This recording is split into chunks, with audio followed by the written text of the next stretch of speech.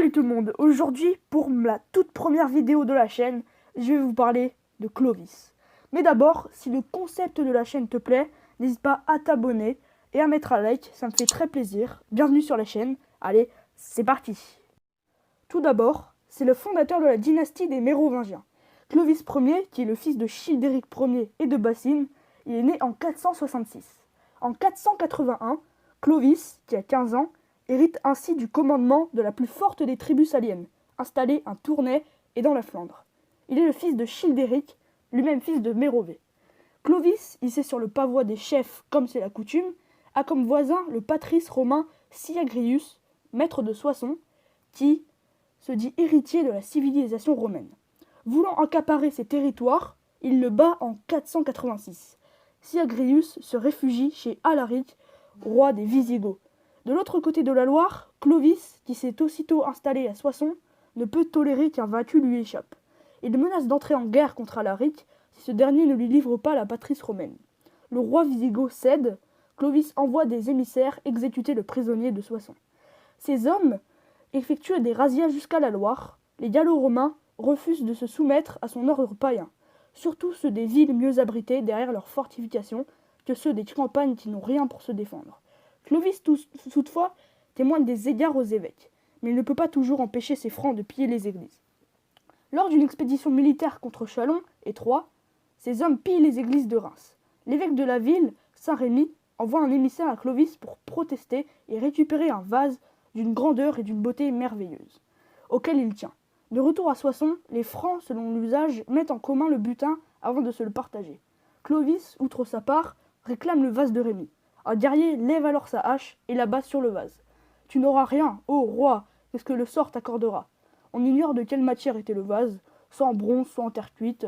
Même on ne sait pas trop si c'était un vase. Mais bon, ça c'est pas trop le sujet. Clovis, sous l'affront, maîtrise sa colère. Telle est la loi des Francs. Même le chef est à égalité avec ses guerriers, qui l'ont élu, ce qui est incroyable pour l'époque quand même. Au mois de mars suivant, les Francs, selon l'usage germanique, se réunissent pour préparer leur nouvelle expédition guerrière. Pendant l'hiver, les barbares, comme auparavant les Romains, observent une trêve obligée, car ils ne trouvent pas de fourrage pour leurs chevaux dans la campagne gelée. Clovis, conformément à son rôle de chef de guerre, passe ses hommes en inspection et s'arrête devant celui qui l'a humilié quelques mois auparavant. Lui reprochant ses armes en mauvais état, il lui arrache des mains la hache qui a brisé le vase et la jette à terre. Le guerrier, se baissant pour la ramasser, Clovis de sa propre hache lui fend le crâne en criant « Qu'il te soit fait ainsi que tu as fait au vase l'an passé dans Soissons. » Le roi des Burgondes est alors Gondebaud. Pour s'emparer du pouvoir, il a tué l'ancien roi, son frère et ses 2 fils, décapités et jetés dans un puits. On voit qu'il rigole pas celui-là. Fait noyer la reine dans le Rhône en lui attachant une pierre au cou. Il n'a épargné que les 2 filles, ses nièces.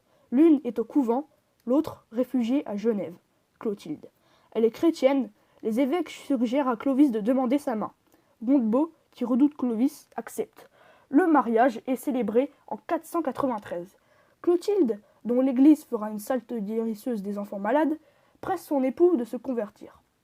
Alors que Clovis s'attache à accroître son royaume et à soumettre ce qui reste de Gaule indépendante, les Alamans descendent le Rhin. Clovis marche à leur rencontre. L'affrontement a lieu à Tolbiac, en 486. Clovis, voyant ses troupes dominées, invoque le Christ de Clotilde et jure de se faire baptiser en son nom s'il obtient la victoire. La chance commence alors à tourner, le roi des Alamans est tué en combat, ses troupes se rendent, Clovis est baptisé à Reims par Saint-Rémy le jour de Noël 496. Baisse la tête avec humilité, Sicambre, adore ce que tu as brûlé, brûle ce que tu as adoré, aurait déclaré l'évêque en versant l'eau bénite sur la nuque du roi, debout et nu dans une piscine. La tradition du sacre à Reims des rois de France, qui reçoivent leur pouvoir de Dieu, vient d'être instituée. Clovis, désormais défenseur des chrétiens, va pouvoir poursuivre ses ambitions territoriales avec l'appui des évêques et du peuple. Il n'est pas le plus puissant des chefs barbares, mais le plus rusé, et sait choisir le moment opportun pour attaquer en profitant des divisions qu'il s'est ingénié à provoquer. Il obtient la soumission du Burgonde Gondebaud en 500, après la bataille de Louche, près de Dijon. En 507, il bat à Vouillers, près de Poitiers, Alaric II, roi des Visigoths.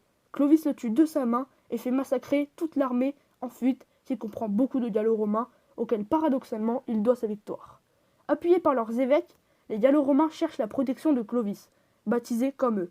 et dont il espère qu'il les protégera des abus du pouvoir des autres rois germaniques, eux de religion arienne. De la Gaule à la Loire, du Rhin à la Seine, Clovis, établi à Paris, est devenu le maître, n'hésitant pas à faire assassiner ses anciens frères d'armes et les membres de sa famille qui pourraient lui disputer le pouvoir en 511. Il est si puissant qu'il peut se permettre de réunir un concile d'évêques à Orléans. En novembre de cette même année, il meurt à 45 ans, le 27 novembre 511, à Paris, après 30 années de règne. Le barbare a fait œuvre de roi et d'administrateur. Il a accordé le droit d'asile et de protection aux églises. Il a encouragé les mariages mixtes qui permettent le brassage des populations, décrété l'égalité politique entre les Gallo-Romains et les Francs, malgré l'opposition de son entourage. Il a aussi promulgué des lois où se fondent le droit salique, le droit romain et le droit canon. Et voilà, c'est tout pour cette toute première vidéo sur la chaîne. Si elle vous a plu, n'hésitez pas, comme je vous ai dit au début, à vous abonner et à lâcher un like. Bon, désolé si j'ai un peu bégayé, je stressais un peu car c'est la toute première vidéo, mais je pense que ça va s'améliorer avec le temps. Sur ce, je vous retrouve dans une prochaine vidéo. Je pense que les vidéos seront une vidéo par semaine, voire 2 si je me chauffe vraiment.